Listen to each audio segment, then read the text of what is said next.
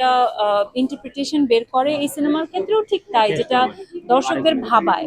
তো যার মধ্যে ভাবনার জাগ্রত হবে তার ভালো লাগবে, এবং যার জন্য, যার হয়তো মানে ভাবনা কাজ করবে না, তার জন্য হয়তো দুর্বোধ্য হতে পারে। আমরা এটার জন্য প্রস্তুত ছিলাম, and it's okay, it's it's it's completely okay. প্রত্যেক দর্শকেরই তাদের মতামত প্রকাশ করবার, তাদের ভালো লাগা মন্দ লাগা প্রকাশ করবার অধিকার রয়েছে।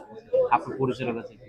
আচ্ছা আপু আপু, এই যে আপনার আজকের দিনটা কেমন গেল? আজকে তো ঈদের দিনে প্রথম সিনেমা দেখতে আসছে, আর বাকি সময়টা কেমন?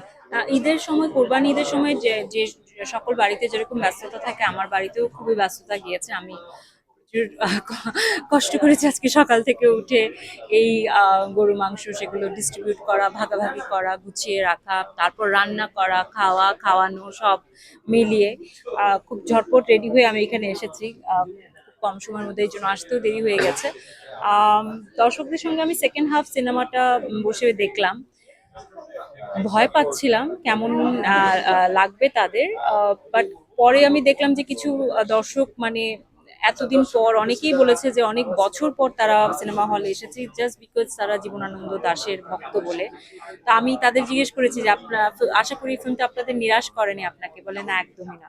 আমার খুব ভালো লাগলো, এবং তারা বলছে যে আমাদের বাংলাদেশের সিনেমা এতটা এনরিচ হচ্ছে, এরকম নানা রকম কমেন্টস পাচ্ছি।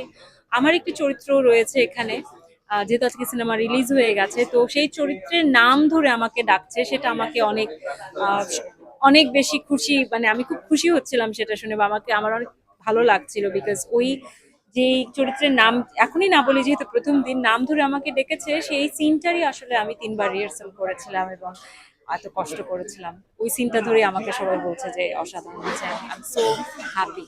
আশা করি আজকে তো প্রথম দিন গেল, সামনের দিনগুলো এরকম ভালো যাবে। দর্শকদের ছাড়া কেমন দেখছে? ভালোই তো, ভালো ভালো সারা, অনেক, আমাদের তো হাউসফুল ছিল, সব রকম দর্শকই এসেছে। কিছু দর্শকের ভালো লাগবে, কিছু দর্শকের জন্য এটা দুর্বোধ্য মনে হবে, কারোর জন্য খুবই মেসমেরাইজিং মনে হবে, এটা আসলে হবেই, এবং আমরা এটার জন্য প্রস্তুত ছিলাম মনে মনে। কিন্তু আমাদের জন্য সেটাই কাউন্ট করে যে যাদের কাছে, যাদেরকে দুদণ্ডের শান্তি হলেও আমরা দিতে পেরেছি আমাদের এই সিনেমা দিয়ে। আর বাদ বাকি প্রত্যেক দর্শকেরই আসলে নিজস্ব মতামত প্রকাশ করবার অধিকার রয়েছে, and which is completely fine. আচ্ছা আপু, শাকিব খানের সাথে আপনি তুফান একটা মুভি করছেন, ভবিষ্যতে আর মানে আরো মুভি করা হবে কিনা? সেটা আমি কিভাবে বলবো ভাইয়া, মুভি ভালো আসলে, কাজের সুযোগ হলে অবশ্যই করা হবে। আমার রায়হান রাফি তো প্রত্যেকটা নায়ক নায়িকার সাথে দুইবার করে, আপনার সাথে তো একবার সম্ভব। হ্যাঁ, আমি বলেছি যে প্রত্যেক নায়কে, ওই আমাকে বলেছে আমি আমার প্রত্যেক আর্টিস্টের সাথে দুটো করে সিনেমা করি। আমি বলছি তাহলে তো আমার এখন একটা তাহলে তো বাকি শাকিব আছে। খানের সাথে আরেকটা সিনেমা। সেটা সে ভালো বলতে পারবে, সেটা আমি জানি না। সে ভালো বলতে পারবে।